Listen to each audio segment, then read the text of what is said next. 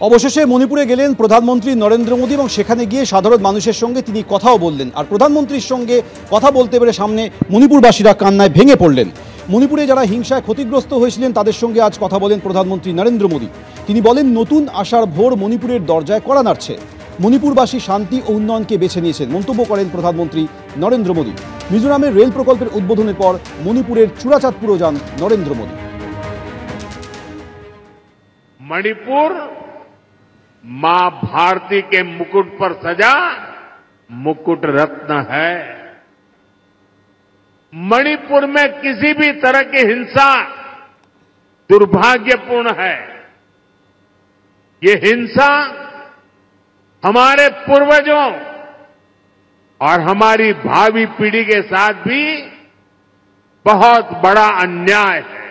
इसलिए हमें मणिपुर को लगातार शांति और विकास के रास्ते पर आगे लेके जाना है और मिलकर के जाना है।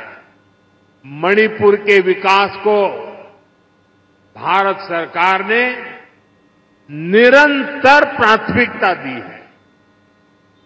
इसी का परिणाम है कि मणिपुर की विकास दर लगातार बढ़ रही है। 2014 से पहले मणिपुर की विकास दर 1% से भी कम थी।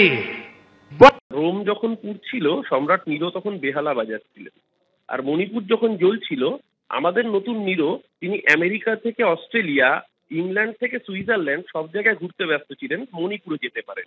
মণিপুরে যখন রাজ্যের মুখ্যমন্ত্রী, ডাবল ইঞ্জিনের মুখ্যমন্ত্রী, ডাবল ইঞ্জিনের একাধিক মন্ত্রী, তাদেরকে কার্যত পালিয়ে বেড়াতে হয়েছে। মণিপুর বার্তা দিয়েছে যে নেপাল হওয়ার আগে, বাংলাদেশ হওয়ার আগে গণতন্ত্র রেস্টোর করো, যদি রেস্টোর করতে না পারো তাহলে ঘাড় ধাক্কা খাওয়ার জন্য প্রস্তুত হও।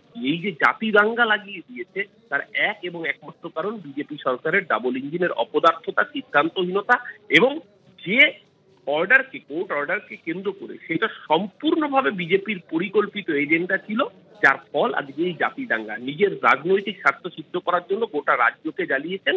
আজকে যতই জল ঢালার চেষ্টা করুন, সেই রাজ্য যখন জ্বলে পুড়ে খাক হয়ে গিয়েছে, নরেন্দ্র মোদীর দলকে তার খেসারত দিয়ে দিয়েছে লোকসভা নির্বাচন। আগামী বিধানসভা নির্বাচনে মণিপুরে ভয়াবহ ভরাডুবি হবে।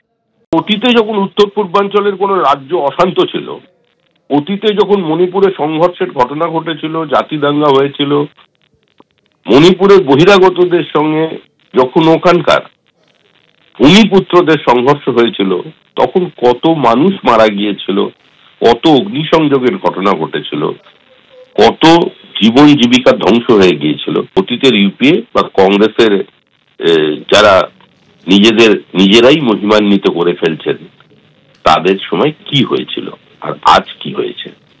কিন্তু দুর্ভাগ্যের বিষয় এটাই যে দেশের প্রধানমন্ত্রী নরেন্দ্র মোদী যখন আজকে ঘটনায় ওখানে গেছেন, সম্পূর্ণ পরিস্থিতি শান্ত করবার জন্য প্রতিনিয়ত চেষ্টা করা হয়েছে।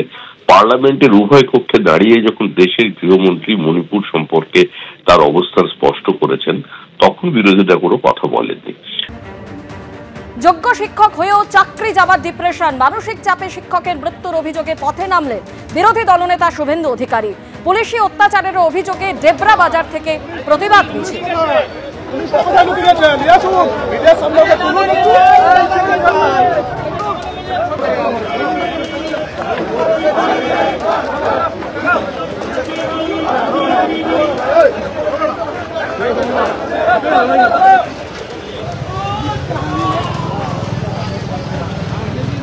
এই রাজ্যে একটি বর্বর সরকার আছে, তার মুখ্যমন্ত্রী অমানবিক, তার মুখ্যমন্ত্রী শুধু টাকা গুনতে জানেন, চাকরি চুরি করতে জানেন, আর সাথে সাথে পুলিশকে